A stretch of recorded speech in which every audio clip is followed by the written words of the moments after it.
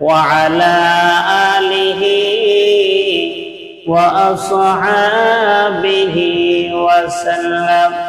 صلى الله على سيدنا ومولانا محمد وعلى آله وأصحابه وسلم. محمد سے وفات तूने हम छो तेरी है कि ये जहाँ चीज है क्या लौह कलम तेरी है. बलगल उला बिकमालिही कशफ दुजा बिजमालिही हसनत जमीअ खिसालिही. सल्लु अलैहि व आलिहि. ला इलाहा मोहब्बत ला इलाहा ला इलाहा ला इलाहा ला इलाहा इल्लल्लाह मुहम्मदुर रसूलुल्लाह सल्लल्लाहु अलैहि वसल्लम. तस्नियात वज़ीर साया बूब तस्नियात वज़ीर साया बूब गरहुमा अज़हा शुद मादूम. नीलनाने गर खुरद मर्द खुदा नीलनाने गर खुरद मर्द खुदा बज़ल दरवेशा कुनगनी में दिगर मुल्क अकली में भगीरथ पादशाह. मुल्क अकली में भगीरथ पादशाह हम चुना दर बंद अकली में दिगर. सम्मानित আজকে লাইলাতুল কদরের রজনীর উপস্থিত সর্বস্তরের মুসল্লিয়ান ইকরাম, পর্দার আড়ালে অবস্থানরত আমার পর্দানিশীন আবেদা সালেহা মা ও বোনেরা, আলোচনা শুরু করার আগে আল্লাহ রাব্বুল আলামিনের দরবারে লাখো কোটি শুকর আদায় করি যে আল্লাহ তাআলা আমাদেরকে গত বছরে নেই এই বছরও মাহ রমজানের রোজা রাখার তৌফিক দান করেছেন এবং যেই রাত্রির ব্যাপারে লাইলাতুল কদর হওয়া বেশিরভাগ সম্ভাবনা, এমন একটি বরকত ফজিলতের রাত্রে আল্লাহর ঘরে আমাদেরকে আসার তৌফিক দান করেছেন। এই জন্য সকলে অন্তঃস্থল থেকে শুকর আদায় করি বলি আলহামদুলিল্লাহ। আমি আপনাদের সামনে পবিত্র কোরআন শরীফের একটি সূরা তেলাওয়াত করেছি, সূরাতুল কদর। এই সূরাটার ভিতরে আল্লাহ তাআলা গোটা মানব জাতির সম্মান কোন পথে, মানুষ কিসের দ্বারা সম্মানিত হতে পারে এবং মানুষের সম্মানের জিনিসগুলো কি, এই সূরার মধ্যে তুলে ধরছে। এই সূরাটা আয়তনের দিক থেকে 5 আয়াত বিশিষ্ট, কিন্তু এই সূরার ভিতরে আল্লাহ তাআলা পবিত্র কোরআন শরীফের মহত্ব, গুরুত্ব, এই কোরআনের মর্যাদা কত, এই সূরার ভিতরে আল্লাহ তাআলা তুলে ধরছে। আমরা যে লাইলাতুল কদর অনুসন্ধান করতেছি, লাইলাতুল কদরের ফজিলত শুনতেছি, সেই অনুযায়ী আমল করার চেষ্টা করতেছি। এই রাত্রের ফজিলতের পিছনে একমাত্র কারণ হলো কোরআন নাজিল হওয়া। এই নাজিল হওয়া, কোরআন নাজিল হওয়া। কোরআন এই রাত্রিতে নাজিল হয়েছে, সেই সুবাদে এই রাতের দাম আল্লাহর কাছে সবচেয়ে বেশি হয়ে গেছে। মুফাসসিরিনে কেরাম বলেন, পৃথিবীতে আল্লাহ তাআলা যত সময় দিয়েছেন, যত কাল দিয়েছেন, যত ঘন্টা দিয়েছেন, যত রাত দিয়েছেন, যত দিন দিয়েছেন, পৃথিবীর শুরু থেকে কিয়ামত পর্যন্ত যত রাত আসবে, যত দিন আসবে, এই সমস্ত রাত এবং দিনের মধ্য থেকে, সমস্ত সময়ের মধ্য থেকে লাইলাতুল কদরের রাত আর দিনের মান, সম্মান, মর্যাদা সবচেয়ে বেশি। কেন? আল্লাহ তাআলা এই রাত্রিতে কোরআন নাজিল করছে। রাতের দাম বেড়ে গেছে কোরআন নাজিল হওয়ার কারণে। হেরা পর্বতে আল্লাহর রাসূল সাল্লাল্লাহু আলাইহি ওয়াসাল্লাম যেই পর্বতে বসে বসে কাবা ঘরের দূর থেকে দৃশ্য দেখে তিনি হেরা পর্বতে বসে আল্লাহর ঘরখানায় কাবার দিকে তাকায়া রাসূল চোখের পানি ছেড়ে কাঁদতেন আর দোয়া করতেন। ইব্রাহিম আলাইহিস সালাতু ওয়াস সালামের তরিকা অনুযায়ী সেখানে তিনি নামাজ পড়তেন, যেই নামাজ ইব্রাহিম আলাইহিস সালাতু ওয়াস সালামের উপর ফরজ ছিল। উনি সেখানে হেরা পর্বতে কেন গেলেন? কাবা ঘরের সচ্চরিত ইবাদত বন্দেগী করতে পারতেন। ওই সময়কার জমানায় লাত, উজ্জা, মানাত বড় বড় মূর্তিগুলো কানায় কাবার ভিতরে ছিল। সেখানে ইবাদত করার মতন, এক আল্লাহর ইবাদত করার মতন পরিবেশ ছিল না। কাফেররা গিয়া সেখানে মূর্তির সামনে মাথা নত করত, বিবস্ত্র উলঙ্গ হয়ে তারা তওয়াফ করত। এরকম একটা পরিস্থিতি থাকার কারণে আল্লাহর রাসূল তিনি নির্জনে ইবাদত বন্দেগী করে আল্লাহর সান্নিধ্য লাভ করার জন্য হেরা পর্বতে অবস্থান করেন। লক্ষ্য করে দেখুন, যেই হেরা পর্বতে থাকা অবস্থায় আল্লাহ পাক রাসূলের উপর কোরআন নাজিল করছেন, সেই হেরা পর্বতের সমস্ত পৃথিবীতে যত পর্বত, যত পাহাড় আছে, সমস্ত পাহাড়ের চাইতে দামি পাহাড় হইল হেরা পর্বত। আর একটু জোরে কই।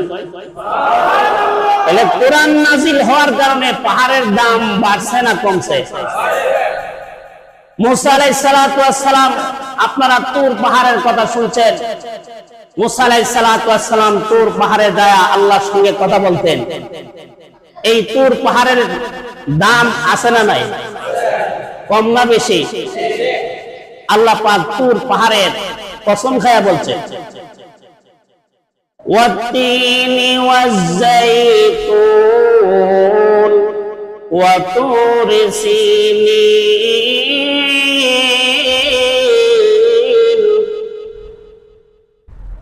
তিন ফলের কসম খাইছেন, জৈতুন ফলের কসম খাইছেন, খায়া আল্লাহ পাক তুর পর্বতের কসম খাইছেন। যে এর দ্বারা বোঝা গেল তুর পাহাড়ের দাম আল্লাহর কাছে কম না বেশি? বেশি। কেন সেই তুর পর্বতের দাম বাড়লো? মুসা আলাইহিস সালাতু ওয়াস সালাম তাফসীরে মারিফুল কোরআনের মধ্যে উল্লেখ করেছেন, আল্লামা ইদ্রিস কানবুলী রাহমাতুল্লাহি আলাইহি তিনি লিখেছেন, মুসা আলাইহিস সালাতু ওয়াস সালাম তুর পাহাড়ে 30 দিন রোজা রাখছিলেন তাওরাত কিতাব আনার জন্য। এই আলোচনা আপনারা শুনছেন আমার কাছ থেকে, অন্যান্য আলেমদের কাছ থেকে শুনছেন।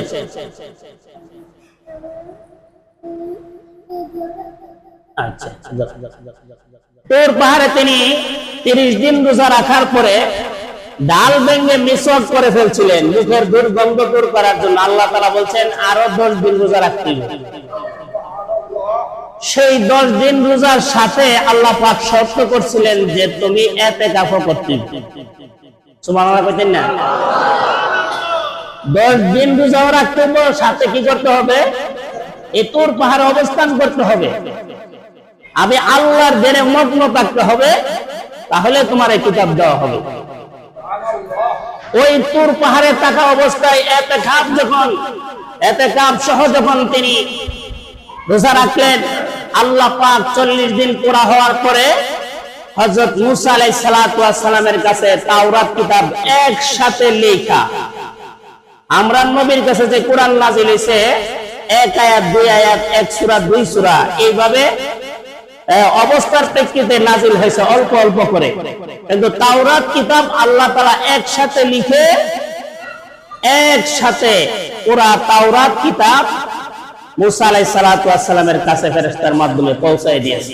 সুবহানাল্লাহ। তাহলে ওই তুর পাহাড়ের দাম কেন বাড়ছে? তাওরাত কিতাবের কারণে তার দাম বাড়ছে। আমাদের নবী হেরা পর্বতে অবস্থান করতেন, সেখানে কোরআন যখন নাযিল হইল, ইকরা বিসমি রাব্বিকাল্লাযী খলাক, এই আয়াত সর্বপ্রথম নাযিলকৃত আয়াত। হেরা পর্বতে কোরআন নাযিল হওয়ার কারণে সমস্ত পৃথিবীতে, এমনকি তুর পাহাড় সহ যত পাহাড় পৃথিবীতে আছে, আপনারা যত পাহাড়ের খুঁজে বের করুন না কেন, সমস্ত পাহাড়ের চাইতে এই হেরা পর্বত পাহাড়ের দাম আল্লাহর কাছে সবচাইতে বেশি। তাহলে বোঝা গেল কোরআনের দ্বারা পাহাড়ের সম্মান বাড়ছে না কমছে? এই কোরআন নাযিল হয়েছে রমজান মাসে। আল্লাহ পাক বলতেছে, শাহরু রমাদানাল্লাযী উনজিলা ফীহিল কুরআন।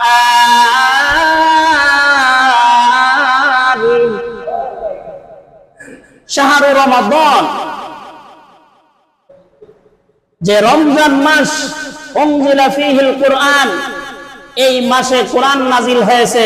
কেন?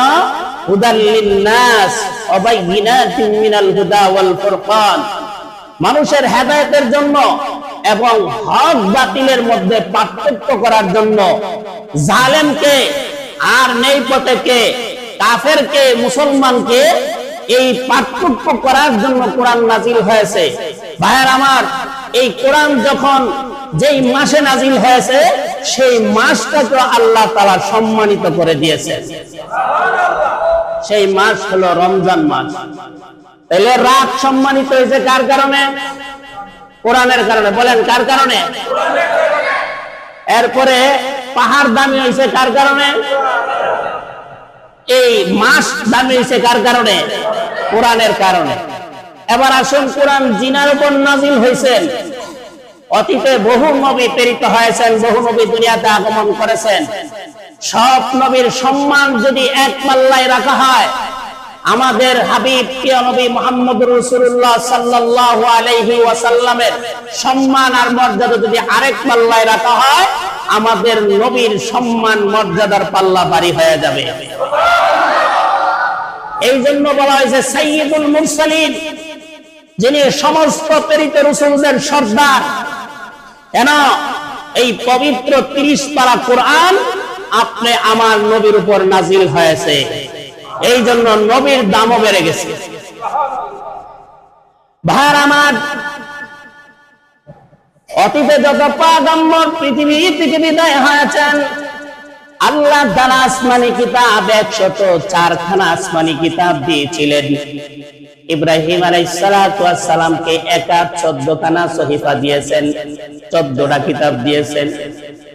এইভাবে দাউদ আলাইহিস সালাতু ওয়াস সালাম, ঈসা আলাইহিস সালাতু ওয়াস সালাম, সমস্ত নবীদের যাদেরকে কিতাব দিয়েছেন, সমস্ত নবীদের কিতাবে যা ছিল, আল্লাহ পাক স্বয়ং পবিত্র কোরআনে সব নবীর কিতাবের সার নির্যাস আমাদের পবিত্র কোরআনে আল্লাহ তাআলা তা দিয়ে দিয়েছেন।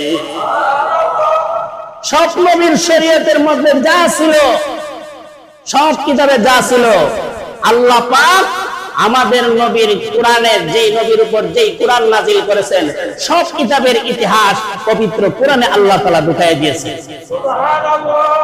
এখন সবকিছু যদি কোরআনে পাওয়া যায়, তাওরাত পড়ার দরকার আছে, ইনজিল পড়ার দরকার আছে, জবুর পড়ার দরকার আছে। কেউ যদি পড়তে চায়, তার পড়াটা হবে অনার্থক, অফলদায়ক, কোনো কাজের জন্য হবে না।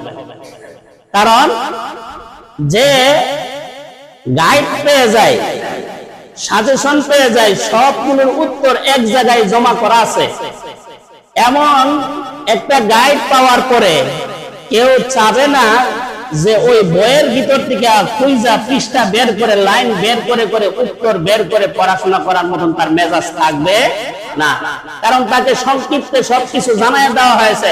এবং এখানে সময় ব্যয় করলে সে অল্প সময়ে পরীক্ষায় ভালো নাম্বার আনসার করতে পারবে।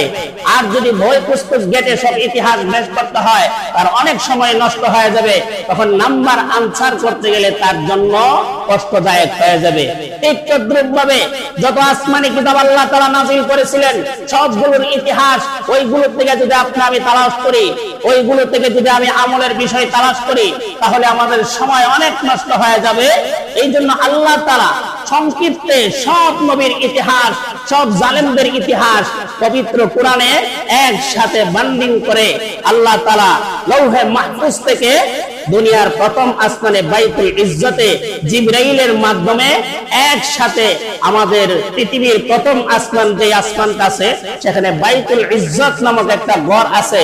আন ইবনে আব্বাস রাদিয়াল্লাহু তাআলা আনহু, ইবনে আব্বাস রাদিয়াল্লাহু তাআলা আনহু থেকে বর্ণিত কল, তিনি বলেন আনজালাহুল্লাহু তাআলা আল কুরআনা জুমলাতান ওয়াহিদাতান, কোরআনকে একসাথে আল্লাহ তাআলা একবারে নাযিল করেছেন মিন লাউহিল মাহফুজি, লৌহে মাহফুজ থেকে ইলা বাইতুল ইজ্জতি মিনাস সামাইদ দুনিয়া, বাইতুল ইজ্জত নামক ঘরে যে ঘরটা দুনিয়ার আসমানের কাছে, দুনিয়ার আসমানে অবস্থিত আছে, সেই আসমানে একসাথে 30 পারা কোরআন নাযিল করছে। সেখান থেকে জিবরাইল 23 বছরে দাপে দাপে অল্প অল্প করে কোরআন নিয়ে আমাদের নবীর কাছে আগমন ঘটছে। সর্বপ্রথম যে আয়াত নিয়ে এসেছিলেন ইকরা বিসমি রাব্বিকাল্লাযী খলাক, সূরা আলাকের এই প্রথম 5টি আয়াত নিয়ে আগমন করলেন। যেই পর্বতে আসলেন সেই পর্বত দামি হয়ে গেল, যেই রাত্রে আসলেন সেই রাত্র দামি হয়ে গেল, যেই মাসে আসলেন সেই মাস দামি হয়ে গেল, যেই ব্যক্তির উপর কোরআন নাজিল হয়েছে সেই ব্যক্তি দামি হয়ে গেল, যেই উম্মতের উপর কোরআন নাজিল হয়েছে সেই উম্মত দামি হয়ে গেছে। এই জন্য আমরা হইলাম দামি উম্মত। আমরার গুম ইবাদত, এই উম্মতে মুহাম্মদের গুম ইবাদত, অন্যান্য নবীর উম্মতের গুম ইবাদত ছিল না। কেন?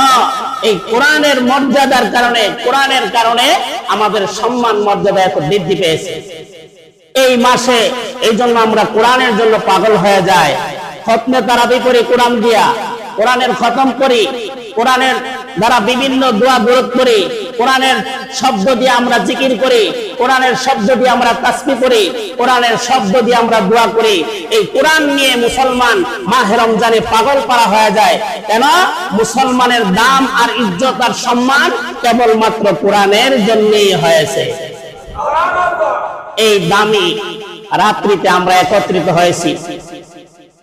এই কোরআন আল্লাহর রাসূল বলেন, জাবির ইবনে আব্দুল্লাহ থেকে বর্ণিত, তিনি বলেন আল কুরআনু শাফিউন মুশাফফাউন, কোরআন হলো সুপারিশকারী, আর এমন সুপারিশকারী মুশাফফাউন, তার সুপারিশকে আল্লাহ তাআলা স্বয়ং নিজেই কবুল করবেন। ওয়া মাহিলুন মুসাদ্দাকুন, তিনি আল্লাহর সঙ্গে এক দেখাবেন, আল্লাহর সঙ্গে বাকবিতণ্ড করবেন, আমার কথা আপনি মেনে নেন।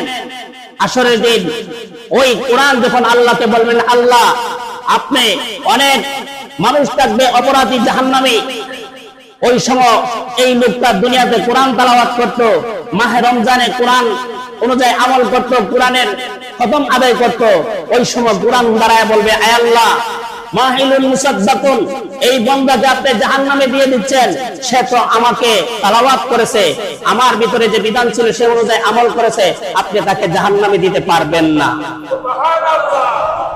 আল্লাহ তাআলা তখন বলবেন মুসাদ্দাকুন, মাহিলুন মুসাদ্দাকুন, আল্লাহ তাআলা তখন কোরআনের কথাকে সত্যায়িত করে ওই গুনাহগার বান্দাকে আল্লাহ তাআলা জান্নাত দিয়ে দিবেন।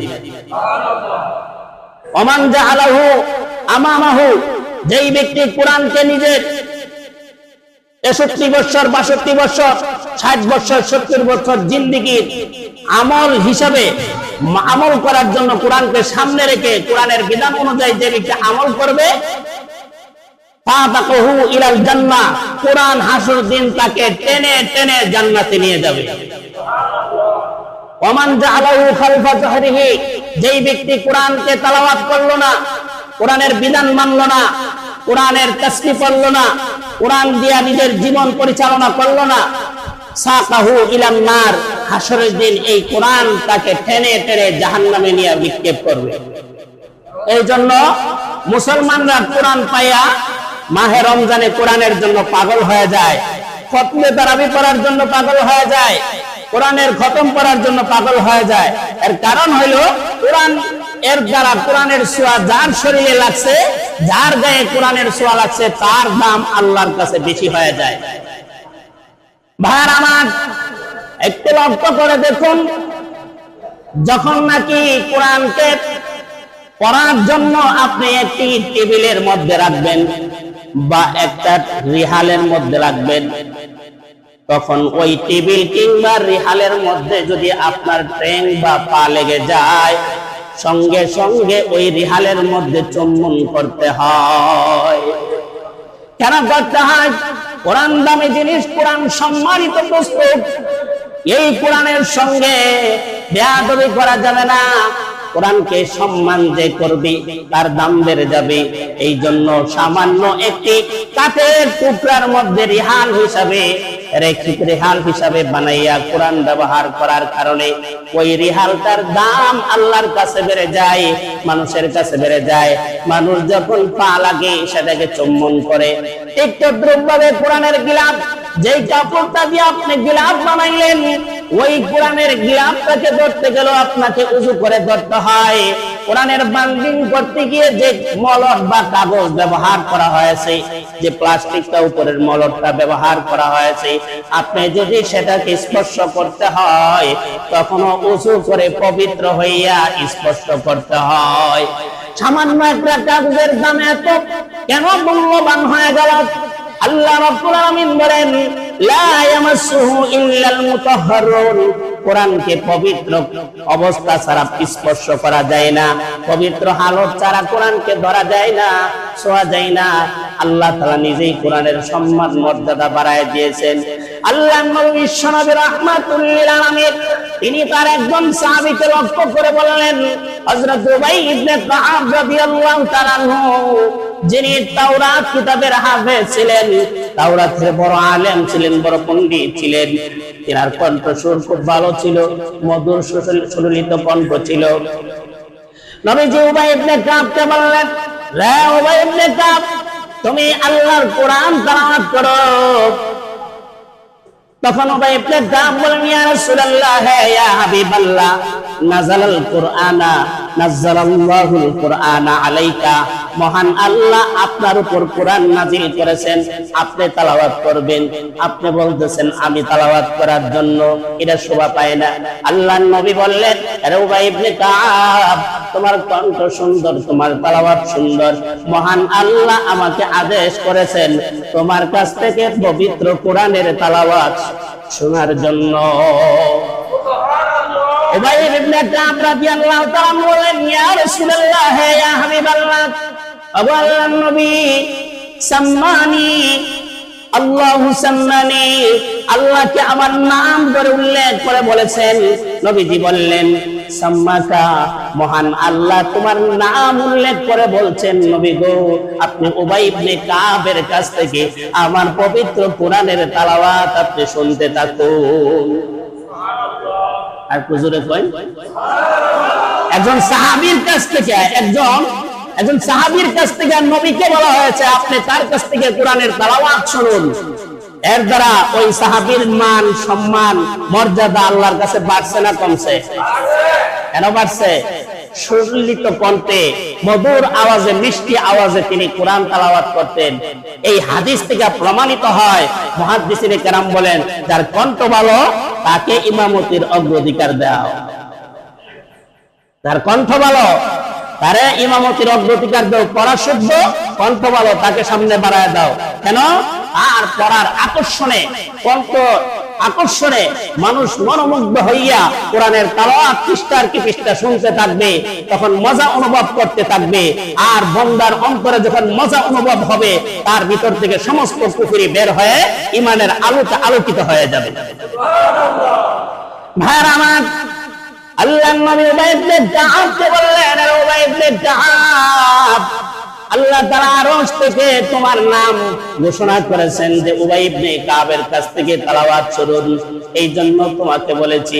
তখন উবাই ইবনে কাব সুরলিত কণ্ঠে, মধুর আওয়াজে, মিষ্টি আওয়াজে কোরআনের তেলাওয়াত শুরু করে দিলেন। উবাই ইবনে কাব তেলাওয়াত করতেই থাকলেন। আল্লাহর রাসূল শুনতেই থাকলেন। এক পর্যায়ে রাসূল বললেন, উবাই ইবনে কাব, তুমি আবার তেলাওয়াত বন্ধ করে দাও, তোমার তেলাওয়াতের কারণে আমি রাসূলের অবস্থার পরিবর্তন হয়ে যাচ্ছে।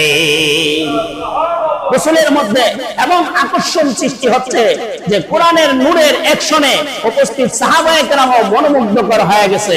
তাহলে বোঝা গেল এর দ্বারা উবাই ইবনে কাব রাদিয়াল্লাহু তাআলা আনহুর সম্মান আর মর্যাদা আল্লাহর কাছে কেন বেশি হয়েছে? যে উনি কোরআনের তেলাওয়াত সুন্দর করে তেলাওয়াত করতে পারতেন, এই জন্য আল্লাহ তাআলা তার নাম উল্লেখ করে বলছেন। এখনো যদি কোনো মানুষ সুললিত কণ্ঠে, মধুর কণ্ঠে কোরআনের তেলাওয়াত করে, তখন অন্য মানুষরা তার তেলাওয়াত শোনার জন্য পাগল পারা হয়ে যায়, হয় কিনা?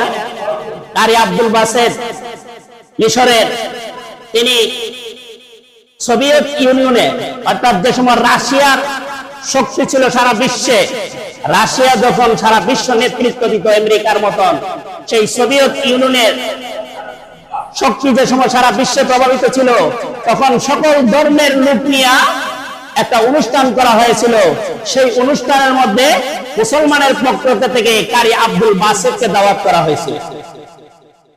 সমস্ত ধর্মের লোকেরা, হিন্দু ধর্ম, বৌদ্ধ ধর্ম, খ্রিস্টান ধর্ম, ইহুদি ধর্ম, সব ধর্মের লোকেরাই তাদের গীতা, রামায়ণ, বিভিন্ন পুস্তক পাঠ করলো। করার পরে তাওরাত, জবুর, ইনজিল এগুলো পাঠ করলো। করার পরে মুসলমানের পক্ষ থেকে কারি আব্দুল বাসেতকে ডাকা হলো যে তুমি কোরআনের তেলাওয়াত করো। যে তেলাওয়াত, যে ধর্মের তেলাওয়াত বেশি সুন্দর হবে, যেটা আকর্ষিত হবে, যারা মানুষকে তৃপ্তি দিতে পারবে, তাদের ধারণা হইল সেই ধর্মই সত্য, সেই ধর্মই সঠিক, সেই ধর্মই আমরা মেনে নিব। ভাইরা আমার, কারি আব্দুল বাসেতকে সময় দেওয়া হলো, সকলকে যেই পরিমাণ সময় দেওয়া হলো, ধরে নেন 5 মিনিট সময়। 5 মিনিটের ভিতরে নিজের ধর্মের সৌন্দর্য প্রকাশ করে তুলতে হবে। নিজের ধর্ম যে দামি ধর্ম, সুন্দর ধর্ম, শ্রেষ্ঠ ধর্ম, সেটাকে আলোকপাত করে তুলতে হবে। এই অবস্থায় কারি আব্দুল বাসেত আউযু বিল্লাহ পড়লেন, 1 মিনিট চলে গেল। বিসমিল্লাহ পড়তে পড়তে 2 মিনিট, 3 মিনিট চলে গেল। এবার মুসলমানরা আফসোস করে বলতে লাগলো, আহারে, এই লোকটা ছাড়া কি আর কোনো লোক দেখছিল না? এই লোকটা তো 5টা মিনিট এমনিতেই খেয়ে দিচ্ছে। মুসলমানের ইজ্জত সম্মান আজকে কিছুই থাকবে না, মুসলমানের ধর্মটা নষ্ট হয়ে যাবে, মানুষের কাছে মুসলমানের ধর্ম কলঙ্কিত হয়ে যাবে। এই কথা মানুষ অনুভব করতেছে। ইতিমধ্যে কারি আব্দুল বাসেত তিনি তার শ্বাস রাখার জন্য বাহির থেকে তিনি অক্সিজেন শ্বাস গ্রহণ করতেছিলেন। যখন মিনিট শেষ হয়ে যাবে, এর পূর্ব মুহূর্তে তিনি কোরআনের তেলাওয়াত সুললিত কণ্ঠে এমন আওয়াজ দিয়ে তেলাওয়াত শুরু করলেন, ঘন্টার কি ঘন্টা অতিবাহিত হয়ে গেল। যারা সুইচ টিপ দেওয়ার জন্য বসা ছিল, তারা ভুলে গেল। এই তেলাওয়াতের এত সুললিত কণ্ঠে, মধুর কণ্ঠে তেলাওয়াত করলেন। তেলাওয়াত যখন তিনি বন্ধ করে দিলেন, তখন লোকেরা আশ্চর্য হয়ে, বিবরিত হয়ে মনে করেছেন সামান্য মনে হয় 1-2 মিনিট অতিবাহিত হয়েছে, কিন্তু তাকায় দেখে ঘন্টার উপরে সময় চলে গেছে। লোকেরা হা করে তাকায় আছে, আরো শুনতে চায়। তখন কারি আব্দুল বাসেত বললেন, আমার সময় শেষ, আমি আর তেলাওয়াত করতে পারবো না। তবে যদি মুসলমান হয়ে যাও, সারা জীবন কোরআনের তেলাওয়াত শুনতে পারবে। এই কথা বলার পরে লক্ষ লক্ষ মানুষের ভিতরে কারি আব্দুল বাসেতের কোরআনের তেলাওয়াত শুনে লোকেরা ওইখানে 30,000 উপরের লোক কালিমা পড়ে মুসলমান হয়ে গেছে। এটা কোরআনের অ্যাকশন। কোরআনের দ্বারা মুসলমানের সম্মান বৃদ্ধি পেয়েছে। কোরআনের দ্বারা মুসলমান সমস্ত জাতির মধ্যে শ্রেষ্ঠত্ব লাভ করেছে। কোরআনের দ্বারা মানুষ, এই মুসলিম সমাজ সমস্ত জাতির মধ্যে শ্রেষ্ঠ। এই কোরআনের কারণে মুসলমানরা জান্নাতে যাবে। এই কোরআনের কারণে মুসলমানরা তাদের আধিপত্য সারা বিশ্বে একটা রাষ্ট্র ব্যবস্থা দেওয়ার মতন তাদের ক্ষমতা আছে। এই কোরআন মানুষকে ঘরের পাকঘর থেকে নিয়ে সংসদ পর্যন্ত চালানোর মতো কোরআনের ক্ষমতা আছে। এই কোরআনকে বিলিসাত করার জন্য কুফরি শক্তি সব সময় ঐক্যবদ্ধ হয়ে কোরআনের অনুসারীদেরকে জঙ্গিবাদ, সন্ত্রাসবাদ, জালেমবাজ, দুর্নীতিবাজ, এই ধরনের বিভিন্ন নারী কেলেঙ্কারি টেক লাগায়া কোরআনের অনুসারীদেরকে তারা নস্যাৎ করে গণতন্ত্র প্রতিষ্ঠা করার জন্য, কোরআনের সংবিধানকে বাতিল করার জন্য তারা পায়তারা করতে আছে। এটা যদি আমরা এখনো সচেতন না হই, আমরা মুসলমান, আমরা দামি কোরআনের কারণে, আমরা মুসলমান দামি আমাদের নবী শ্রেষ্ঠত্ব কোরআনের কারণে, আমরা যদি এই কোরআনকে আঁকড়ে ধরতে না পারি, তাহলে ফিলিস্তিনের যে পরিস্থিতি হয়েছে, আফগানিস্তানে যেরকম মুসলমানরা 20 বছর মায়ের খেয়েছে, সোমালিয়াতে এখনো মুসলমানরা মায়ের খাচ্ছে, অতি শীঘ্রই আল্লাহ তাআলা স্বাধীনতা দিবেন। এইভাবে সমস্ত মুসলিম জাতিগোষ্ঠী মায়ের খাওয়ার পিছনে একটাই কারণ, তাদের সংবিধান কোরআনকে ছেড়ে তারা বিজাতিদের আদর্শ নীতি গণতন্ত্র নামক কুফরি এক বই তারা গ্রহণ করেছে। এজন্য সেটাকে আমরা পরিত্যাগ করতে হবে। আমাদের কোরআন মরণ, আমাদের কোরআনেই আমাদের জীবন।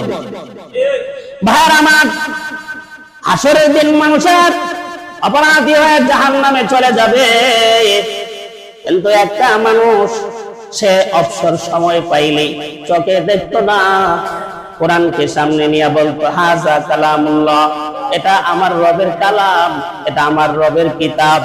চোখে দেখতো না, তার পড়ার মতন যোগ্যতাও ছিল না, পড়া পারত না। এই অবস্থায় কোরআনকে নির্দিষ্ট একটা সময় প্রতিদিন হাতে নিয়ে বলতো হাযা কালামুল্লাহ, হাযা কালামুল্লাহ, এটা আমার রবের কালাম, এটা আমার রবের কথা। আসলে দিন আল্লাহ রাব্বুল আলামিন ওই লোকটাকে জাহান্নামী ঘোষণা করা হবে, লোকটাকে জাহান্নামে নিয়ে যাওয়া হবে। ওই সময় কোরআন গিয়ে আকৃতি ধারণ করে বলবে, ভাই তুমি কোথায় যাও? আমার ব্যাপারে ফয়সালা হয়ে গেছে জাহান্নামী। কেন জাহান্নামে? বলে আমি কোনো আমল করতে পারি নাই, কোরআন ভালো করে পড়তে পারি নাই। তখন কোরআন বলবে আমি তোমাকে সুপারিশ করব। লোকটা চিনতে পারবে না। ওই কোরআন তখন তাকে নিয়ে এসে বলবে, প্রভু গো, এই লোকটাকে আপনি জান্নাত দেন। আল্লাহ বলবে সে জাহান্নামী, জান্নাতে যাওয়ার যোগ্য না। তখন আল্লাহ তাআলাকে কোরআন বলবে, হে প্রভু, আপনি কি এই কথা বলেন নাই যে আমি আপনার কথা বা আপনার কালাম? আল্লাহ বলবেন হ্যাঁ অবশ্যই বলেছি। তখন ওই কোরআন বলবেন, ওই লোকটাকে আপনি জান্নাতে দিবেন না, তাকে জাহান্নামে দিবেন? আল্লাহ বলেন সে বলবেন সে জাহান্নামী। তখন কোরআন বলবে, আমি যদি আপনার কালাম হয়ে থাকি, আপনার কালামের ইজ্জতের কসম খেয়ে বলি, ওই লোকটাকে যদি আপনি জাহান্নামে দেন, তাহলে আমাকে সহ আপনি জাহান্নামে নিক্ষেপ করেন। ওই দিন আল্লাহ পাকের কাছে বলবেন, প্রভু গো, এই লোকটা দুনিয়াতে কোরআন পড়তে পারতো না, কিন্তু তোমার কোরআনকে বুকে নিয়া বুকের সাথে জড়াইতো আর মুখে চুমু খাইতো, মেলে খুলে বলতো হাযা কালামুল্লাহ, এটা আমার রবের কালাম। তোমার কালামের সঙ্গে সম্পর্ক ছিল, সেই সুবাদে আমি তোমার কাছে ফরিয়াদ করতেছি, আপনি এই বান্দাকে মুক্তি দিয়ে জান্নাতে দিয়ে দেন। সুপারিশ করে ওই দিন আদাহু ইলাল জান্নাত, ওই কোরআন সুপারিশ করে জান্নাতে নিয়ে যাবে। যেই ব্যক্তি কোরআনের শাসন মানছে, যেই ব্যক্তি কোরআনের মাদ্রাসায় খেদমত করেছে, যেই ব্যক্তি কোরআনের মাদ্রাসায় সহযোগিতা করেছে, যেই ব্যক্তি কোরআনের আদেশকে সম্মানিত করেছে, যেই ব্যক্তি কোরআনের আলেমকে ইজ্জত সম্মান করেছে, মহব্বত করেছে, শুধুমাত্র কোরআনের খাতিরে, ওই লোকটাকে আল্লাহ তাআলা জান্নাতে যাওয়ার ব্যবস্থা করে দিবেন। এই কোরআনের কারণে আমরা জানতাম। এই যে 1 মাস পবিত্র কোরআন শরীফ হাফেজদের পিছনে শুনছেন, হাফেজরাও ভাগ্যবান, আমরাও ভাগ্যবান। কেন? প্রতি হরফে হাজার হাজার নেক পেয়েছে আমাদের। প্রতি রাকাতে আমাদের হাজার হাজার লক্ষ লক্ষ নেক হয়েছে। খতমে তারাবির সুবাদে প্রত্যেক দিন হাজার হাজার মানুষ, লক্ষ লক্ষ মানুষ জাহান্নাম থেকে মুক্তি পেয়ে জান্নাতের অধিবাসী হয়েছে। যারা এই রমজানে কোরআনের খতম করেছে, এরা এই রমজানে কোরআনের খতম তারাবির নামাজে পড়ছে, এমনিতেই পড়ছে। আল্লাহ তাআলা, রাসূল তার হাদিসের গবেষণা দিকে লক্ষ্য করলে বোঝা যায় এই পরিবারের লোক জাহান্নামে থাকতে পারে না, এই পরিবারের লোক জান্নাতি হয়। আল্লাহ রাসূলের সাহাবী একজন হযরত আবু বকর সিদ্দিক শুধু সূরা বাকারাকে তিনি প্রায় 5 বছর কিংবা 6 বছর সময় লাগায়া শুধু বাকারা তিনি তেলাওয়াত করেছেন, একটা সূরা, সূরা বাকারা।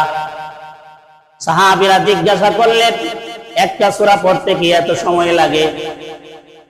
তখন তিনি বললেন, আমার তো বেশি সময় লাগে। কেন? ওই আবু বকর সিদ্দিক কোরআনের একটা আয়াত পড়তেন, এই একটা আয়াতের ভিতরে যতগুলো কথা আল্লাহ তাআলা হুকুম করেছেন, আল্লাহ তাআলা বলেছেন আলিফ লাম মিম যালিকাল কিতাবু লা রাইবা ফীহি ওয়াল্লাহু আ'লামু। আলিফ লাম মিমের অর্থ কেউ জানে না, এটা আল্লাহই জানেন। যালিকাল কিতাবু লা রাইবা ফীহি, এই কিতাব সেই কিতাব যেই কিতাবের মধ্যে কোনো সন্দেহ নাই, কোনো ধরনের অশক নাই, কোনো ধরনের সন্দেহ করার অবকাশ নাই। আবু বকর সিদ্দিক বলেন, আমি যখন পড়লাম যালিকাল কিতাব লা রাইবা ফীহি, এই কিতাবে কোনো সন্দেহ নাই, সাথে সাথে আমি আবু বকর বিশ্বাস করে নিলাম এই কোরআন আল্লাহর কিতাব, তাতে কোনো বিন্দুমাত্র সন্দেহ নাই। এই বিশ্বাস আমি সাথে সাথে শুরু করলাম। এইভাবে তিনি কোরআনের উপর আমল করতে গিয়া কোরআন তেলাওয়াত করছেন, সাথে সাথে আয়াতের উপর আমল করছেন। এইভাবে সূরা বাকারা তেলাওয়াত করা শেষ, এই সূরা বাকারার যতগুলো আয়াত ছিল, যতগুলো বিধান ছিল, সবগুলোর উপর আমল করাও শেষ। কিন্তু আমরা কোরআন পড়ি, কোরআনের আমল করি, এই কথা বলেন না করে, কোরআন পড়ে কোরআনের আমল করে। আল্লাহ তাআলা বলেন যালিকাল কিতাব লা রাইবা ফীহি হুদাল লিল মুত্তাকিন, এই কিতাব সেই কিতাব যার মধ্যে কোনো সন্দেহ নাই, মুত্তাকিনদের জন্য হেদায়েতকারী। মুত্তাকিন কারা? যারা কোরআনকে মানে। তাহলে কোরআনকে যারা মানে তাদের জন্য কোরআন হেদায়েতকারী। আমরা যারা কোরআন মানি, আমরা অনেক মুসলমান আছি হেদায়েতের পথে নাই।